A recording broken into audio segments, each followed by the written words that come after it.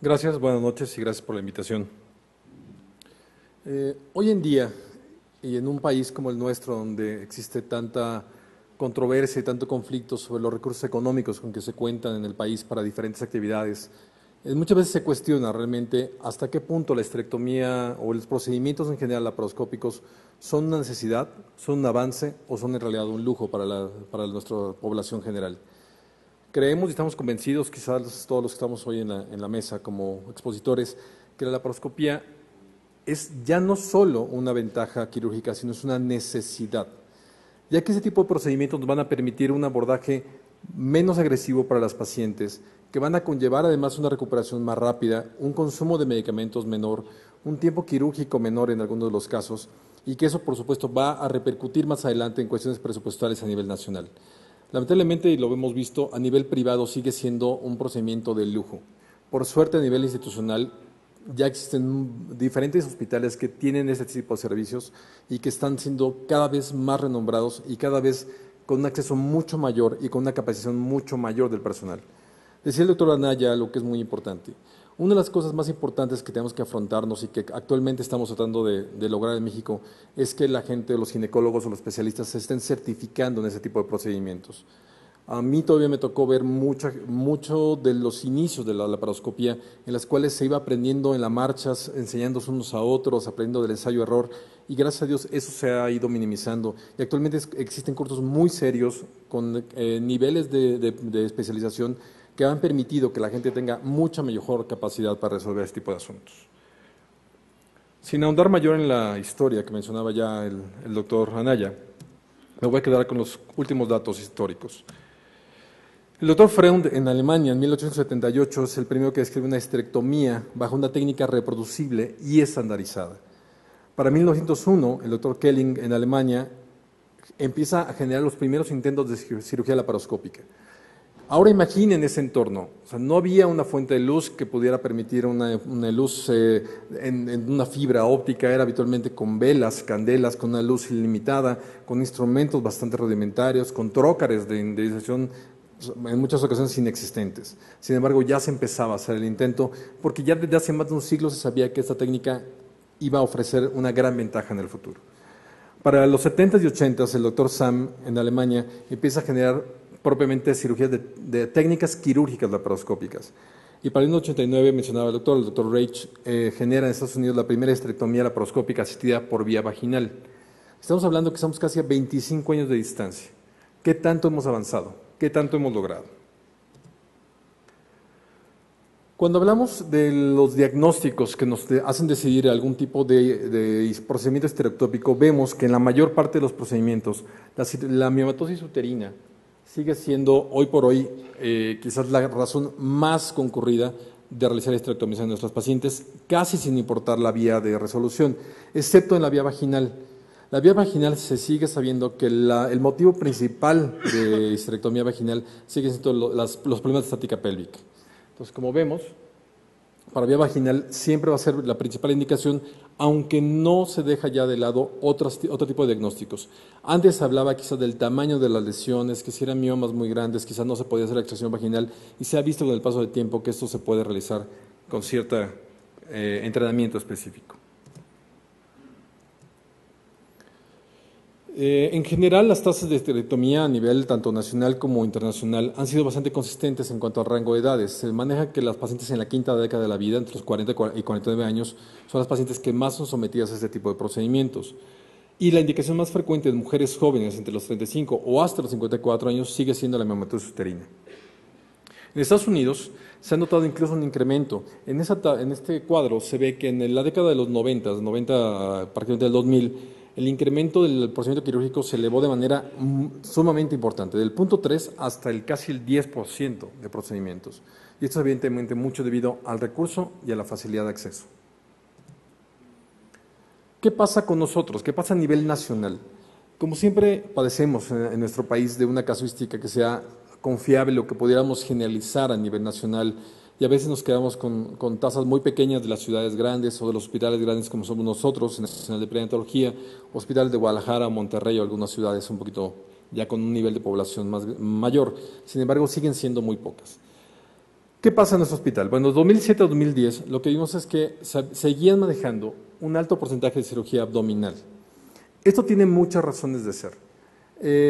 Parte era el acceso a los recursos, pero también parte que es un hospital escuela, y donde también se les da cierta prioridad a que nuestros alumnos aprendan quizás las técnicas básicas para luego optar por técnicas de alta complejidad, como sería la cirugía laparoscópica.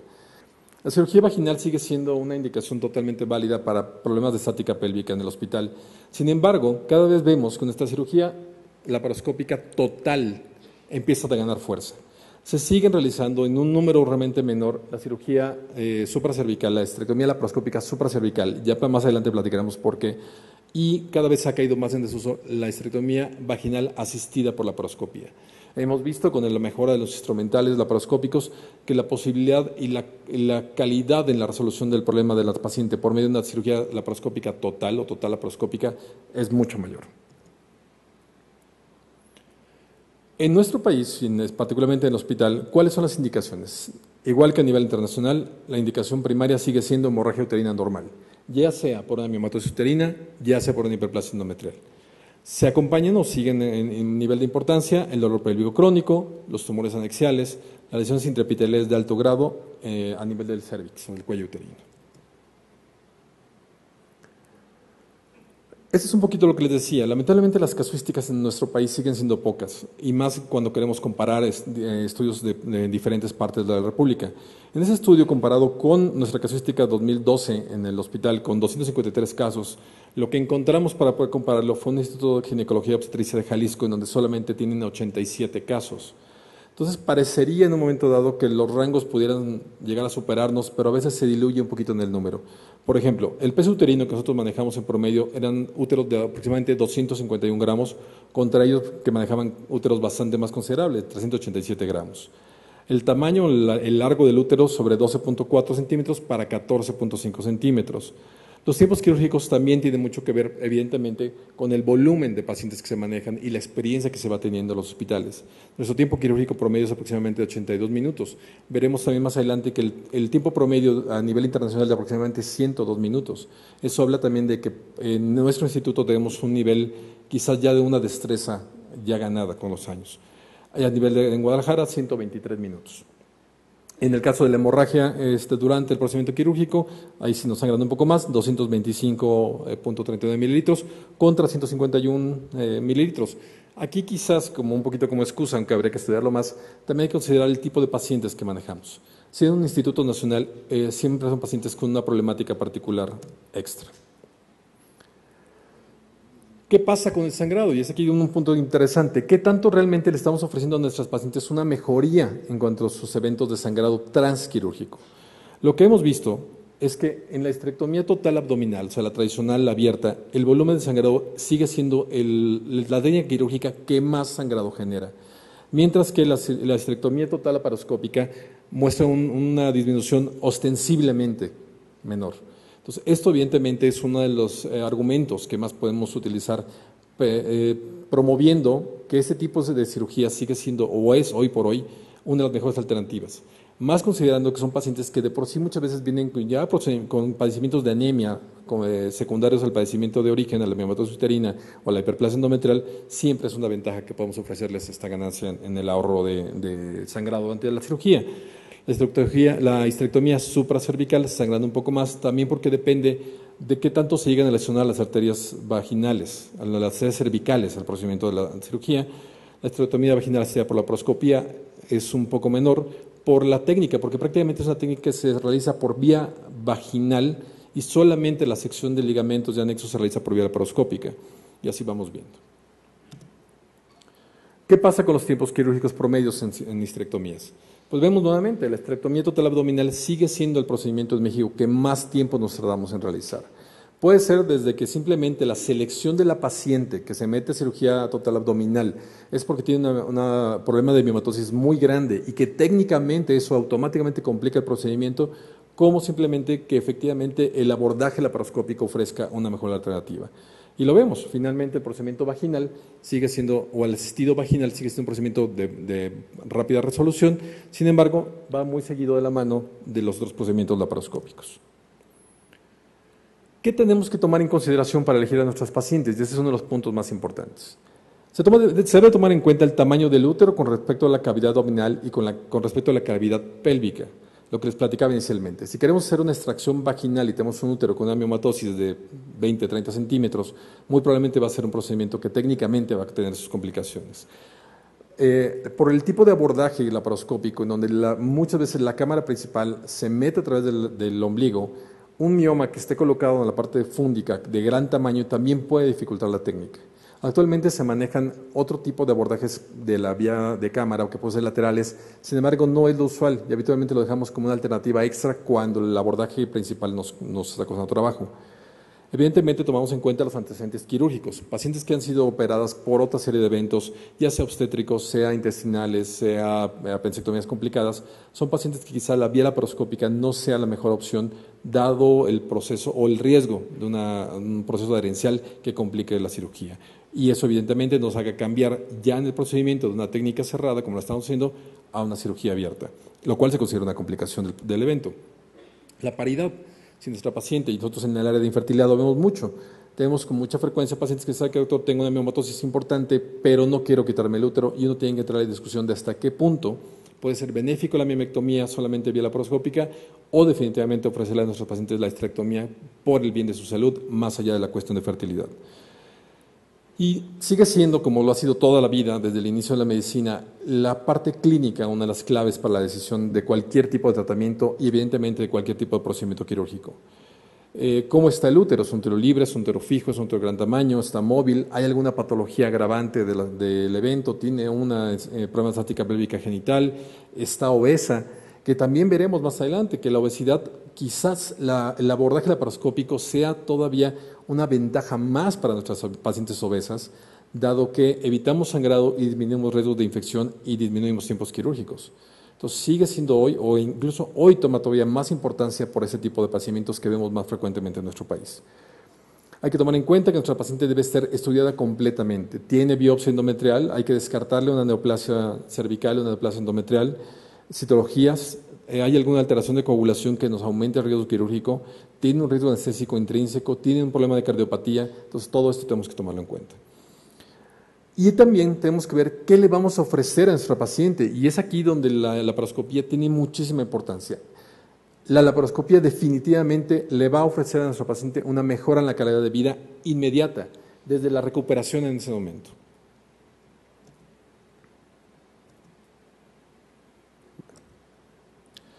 En aras del tiempo, vamos a adelantar un poco. Lo que tratamos de hacer, ¿cuáles son las ventajas? Lo que tratamos de hacer es evitar incisiones grandes y dolorosas para nuestros pacientes. La laparoscopía nos permite una mejor visualización, una menor formación de adherencias, una menor tasa de infección versus los mismos procedimientos por técnica abierta. Nos va a llevar a una mejor tasa de recuperación en un tiempo mucho menor, una estancia intrahospitalaria menor que a nivel institucional se vuelve muy importante por costos, un menor trauma para la paciente, una mejor función intestinal sin tanto riesgo de parálisis intestinal y un menor dolor posoperatorio. Lo que les comentaba el doctor Anaya, tenemos diferentes técnicas. La histerectomía laparoscópica asistida por vía vaginal, que es una técnica que permite abordaje en procedimientos uroginecológicos. Se tiene que hacer un cierre de la cópula por vía vaginal. Es la técnica de menor tiempo quirúrgico. Es óptimo en casos de complicaciones de la histerectomía total laparoscópica y permite la extracción de la pieza completa y más cuando llega a ser grande. La histerectomía subtotal laparoscópica es aquella donde se secciona el útero por encima de los ligamentos uterosacros, dejando un muñón cervical.